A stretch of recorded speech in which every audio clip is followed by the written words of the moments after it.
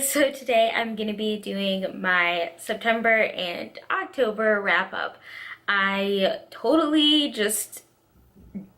forgot to do a September wrap up, so we're just lumping all of the books that I read in September and October into one video. So there are about 7 books, I think, so let's just get into it. So the first book that I read was The Glass Sword by Victoria Aveyard, and this was part of my, I believe, August TBR challenge. So I was supposed to read it on August, but I started it in August and finished it in September.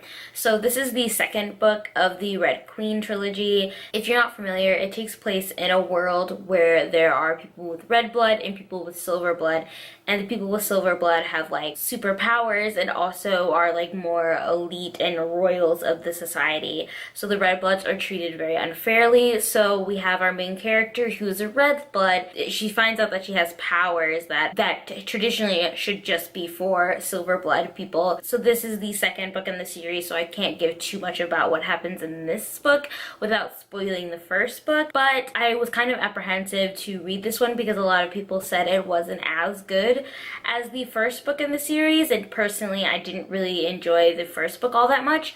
But this one kind of felt the same in terms of my attitude towards it. It does kind of take place in a whole new setting, and there are a few new characters in the book. But overall, I kind of liked this book a little bit better, just the plot wise, because it kind of took on an X-Men plot. It's hard to explain without spoiling anything, but I really liked that aspect of it. If you read the book, you probably know what I mean. But I felt like the main character was a little too whiny and self-centered in this book. That was something that I had issues with in the first book as well.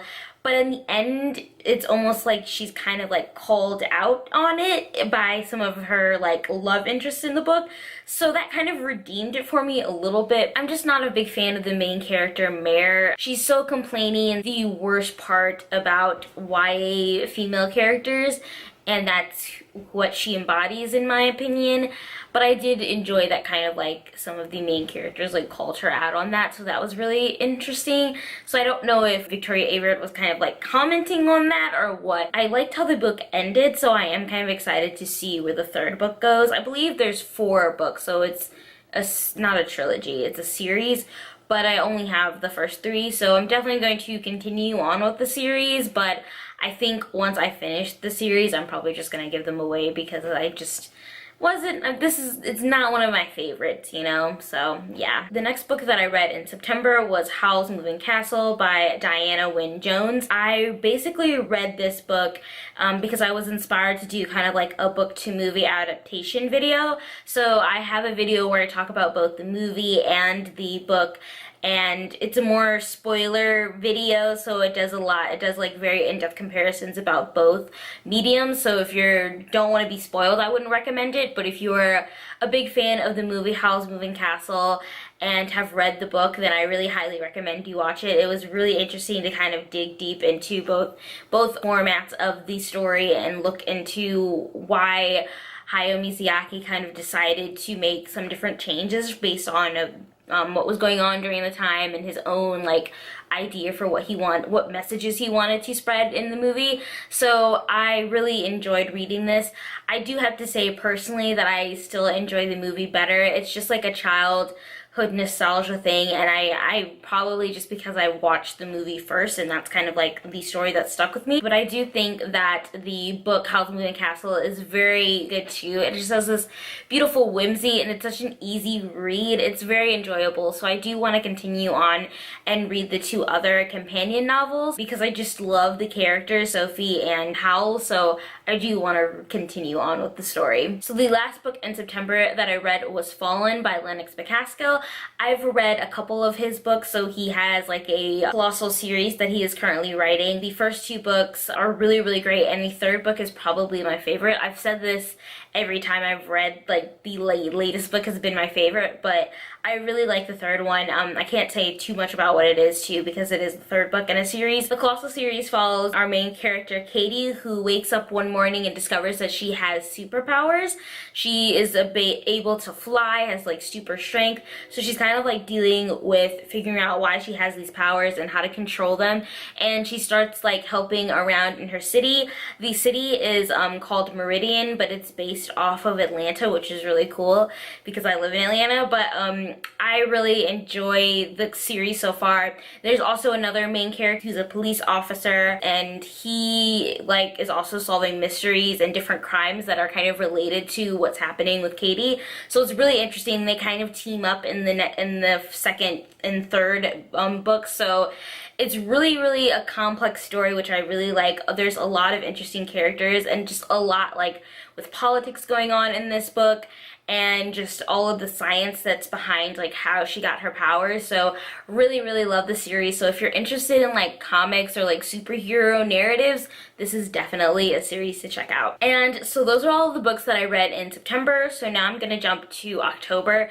I'm trying to keep this like a little bit shorter because there are a lot of books that I had to cover. So the first book that I read in October was The Convenience Store Woman by Sayaka Murata. This is kind of like a short, it's a very short book. I think it's like 150 pages, but it follows a woman. She's in her 30s and she's working at a convenience store, which is very unconventional for someone of her age in Japan. This age she should be married and having like a family by now, but she really enjoys working in the convenience store because it's very routine. And the book kind of starts off with her like being described as a very strange person. She didn't really understand like social cues and understand how to like engage with people, but she's working at this convenience store and there is another guy that works there, and they kind of decide to like become a couple just for the sake of society so that people can stop asking questions about how they're living their lives.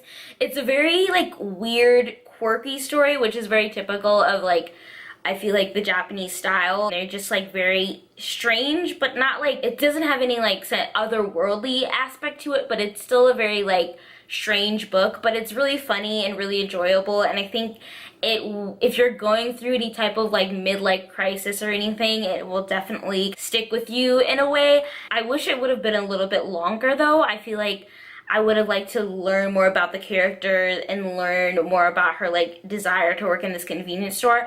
I really loved how the author describes like the store and the way that the main character is obsessed with the way things are supposed to go and like the different processes and like just the day-to-day of working at a convenience store.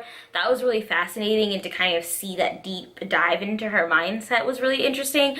So my only like downfall of this is that I wish it was a little bit longer. As soon as you get used to like the weirdness of the story, it's already over. So I don't know, I feel like I probably just need to give it a second read to kind of really digest the meaning and all the themes in the story, but definitely worth reading. It's a really quick read, so it's worth checking out. And the next book that I read is actually a collection of short stories by Nyla Hawkins, and it is her collection Falling in Love with Hominids. And I was really excited to go into this. I wanted to read it for Halloween because I believe when I came into it, I had the idea that it was going to be kind of like creepier stories. I actually had read the first short story when I was doing like try a story tag. I don't know if I ever published it on my channel, but I really enjoyed the first short story. It's about like this group of kids. It was like a post-apocalyptical world where they were like these zombie or werewolves. They become werewolves or like zombie werewolves when they reach a certain age. So a lot of the kids in this group were getting older, and so it was a very interesting story, and that really grabbed me into wanting to continue on with this collection. Unfortunately though, I didn't enjoy it as much as I thought I was going to. I ended up giving it a 3 stars because there were some stories like the first one that I really enjoyed and that were like completely 5 stars, but a lot of the stories just kind of didn't really go with me. A lot of them were really short, so it was kind of hard to really connect with any of the characters and really totally understand the story. And I think a lot of the issues is also because a lot of the stories are based off of like other texts. I think there's a story based off The Tempest, and I've never read The Tempest before, so I don't have that context. So I think I just need to wait a while I need to like reread this book again once I've read more of what she's referencing, so I can gain a better appreciation for her stories. So I don't like fault the author or anything, and I think her writing is really good, so I do want to check out, she has like a couple works of fiction that I want to check out. So I don't necessarily dislike the author, but I just don't think this collection was really fit for me. I love her like writing style and how she does take a lot of references from a lot of different areas to kind of make these stories, and a lot of them are just weird and like all over the place, but in a good way. I don't know how to describe it, but there's like magic in some of them, but different types of magic that I really enjoyed, and all of the stories were very different, which was interesting. So it's hard to like say you would like all of them just because they were so different, but I did really enjoy some of the stories. I want to check this book out again once I've read like The Tempest and some other books that she references. And the last book that I read in October was Sapiens by Yuval Noah Harari, and this is a brief history of humankind, basically. It's pretty popular about a couple years ago. It's a very long book about basically the history of mankind. So it starts off when humans, basically talking about the different types of humans that have existed on Earth, and then why Homo sapiens kind of rose to the prime human species and how we became the only human species, and then talks about civilization, religion, economics, and how we progress over time. It was a very, very interesting read, and I definitely recommend anybody to check it out. I listened to it on Audible, but I think this book definitely requires like, to sit down and read. Listening to it, I got really distracted easily, so I didn't really catch everything that was being talked about. I'm definitely going to be buying a physical copy for myself, but I definitely would recommend just sitting down and actually reading the physical copy, because there's a lot to take in this book. But it's very interesting to think about. He talks a lot about how Homo sapiens vary from other humans, basically because we have this ability to like collectively imagine, like essentially our most of our laws and like the money system, our economy is based off of like imagined things, like the imagined belief that our dollar has like a monetary value to it. So I thought that was like an interesting concept. I've never really heard that described before. So I really liked the context of the book. I know he has 2 other books, I believe, that are out. So I really like his writing style. And even though it is dense, I just really enjoy he seems like very passionate about this topic and about history, so I want to check out the other 2 books that he's wrote as well. So yeah, those are all of the books that I got through in October and September. I am currently reading some books for nonfiction November, so if you haven't watched my TBR for that, I will put the video down below as well.